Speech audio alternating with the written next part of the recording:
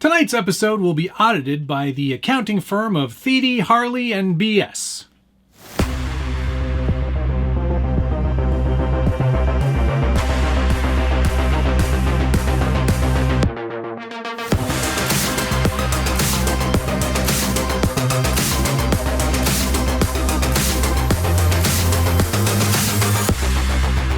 Welcome back to the Scale Builders Guild. Thanks again for watching. It's episode 6 of the Axial SCX24 Budget Build Off. If you are not familiar with the Budget Build format, it's where Josh from Harley Designs and myself take the Axial SCX24, spend $50 each week over 8 weeks, and make them into our own custom creations. I invite you to go back and watch all the previous episodes so you know how we got to the point that we're at today, which is this. This thing. Yeah, there it is. It's a Tiger print cab over Land Rover Series 2. Or is it a Series 3? I can't remember. Regardless, it's not your typical Axial SCX24, that's for sure. There's been a lot of changes, and there's some pretty major upgrades happening tonight, and some very creative accounting that I will explain later. There are a few things on here that you should not pay attention to because they are only being auditioned this week for potential use in future weeks. Now there's only 2 weeks remaining, so after this week I'll only have $100 left to spend. But I'm pretty sure we're going to get pretty close to maxing out that budget and maxing out not only the looks but also a bit of the performance in this truck too. Let's go over some of the changes since you last saw it. Most notably, the truck's been painted. And yes, I did all the body work and finished that all up, and then painstakingly cut all of my masks myself with masking tape and a sharp hobby blade. I could have just pulled out the Cricut and found a pattern online, which I honestly already did because I was referencing it to make this pattern. But I just felt like it was mandatory to kind of do this myself. And I got such satisfaction out of cutting that mask myself and painting it all out that I'm happy that I went that route because I think it looks pretty awesome. None of the windows are in, none of the trim is in, none of the kind of important stuff to finishing a body is in, but the majority of the look is complete. And it gives you a really great idea of where this truck is going to go. I think it looks awesome. I'm really, really pleased with the fit and finish of this little body, all the extra styrene work that I did to make it a cab over, and the time and effort to put in to make that tiger stripe. I think it looks awesome. The fade in the paint is something that I've just kind of come up with over time. Just practice with the airbrush. That's really all it takes. The whole truck obviously was primed first and then sprayed with a semi-gloss black from Tamiya. And then once that was dried and cured, I went in and masked all the stripes off with the masking tape. Then I went in and laid down the red color, and then the orange, and then finally the white to kind of give it that little kind of bit of a fade towards the bottom.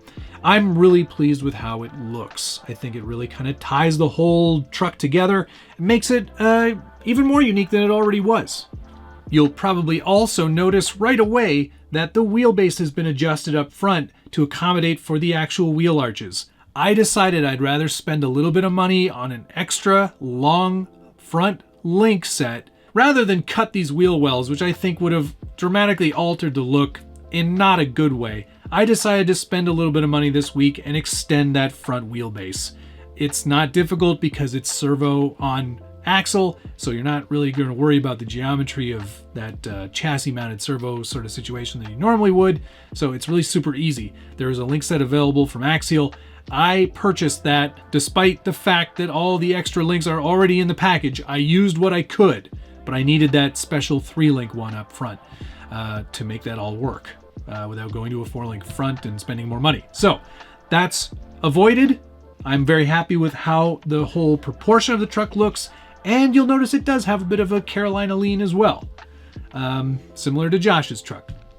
We're going to work on that, but I do like how the suspension is working up front now, and I'm just really chuffed with that. So a little bit of money spent on that link set, well worth it in my opinion, to not only increase the wheelbase, make it the tires fit under that wheel well, also aids in performance. A little bit longer wheelbase on these trucks is going to help tremendously.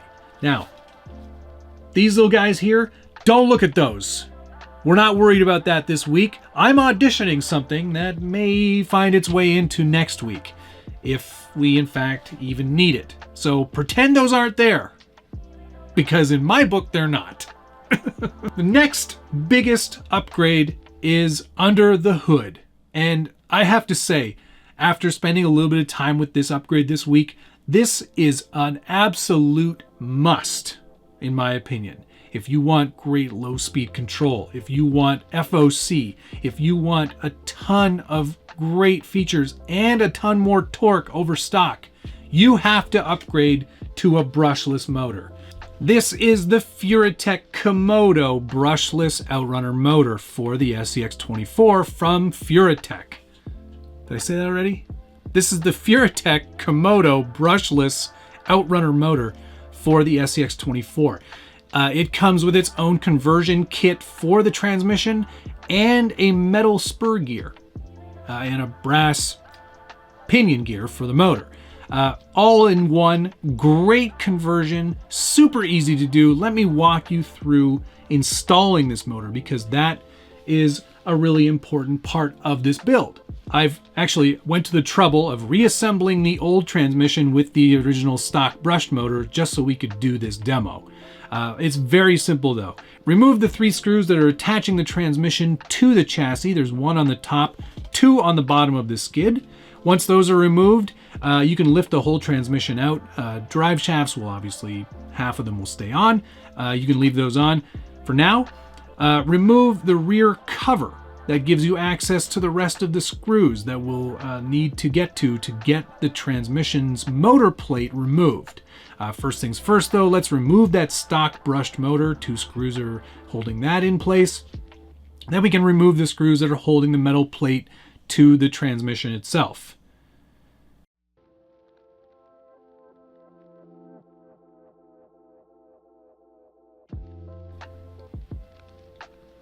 Once that metal plate is removed, use the new plastic mount that Furitek includes with the motor and attach that to the transmission in the same 4 mounting points.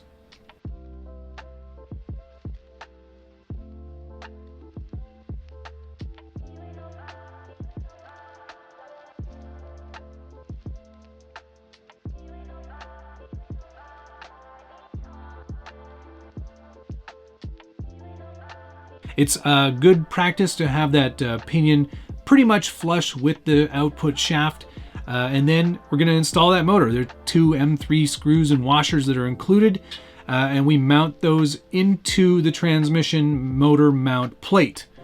Then it's just a matter of putting everything back. And there was a little surgery required in order to make this brushless motor fit with the Bauhaus upper front ESC mount, so we had to do a little bit of trimming with the Dremel, I'll have you know, on a very slow speed because as we all know, those can get away from you. Then it was just a matter of plugging in the ESC, which was installed last week, to the Komodo brushless motor, and that's basically it. One of my concerns from last week was that I would have to buy a receiver, but luckily a lot of really helpful viewers mentioned that the existing ESC from Axial can be used as a pass-through just for the receiver portion. So you still have a channel for steering and a channel for the ESC. So that's basically a free upgrade as far as I can tell. No need to get an additional receiver. And Bob's your uncle. Everything's wired up and sits in there nicely. And now we've got an amazingly powerful, lots of low end, tons of torque, little crawler. I'm super happy with the Furitek system, and I'm really glad that I installed it. It's pretty amazing, I will have to say.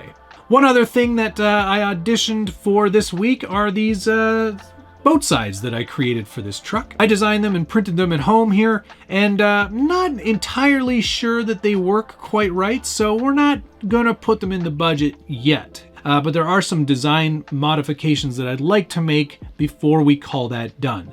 Mostly because I don't want to pay for it this week.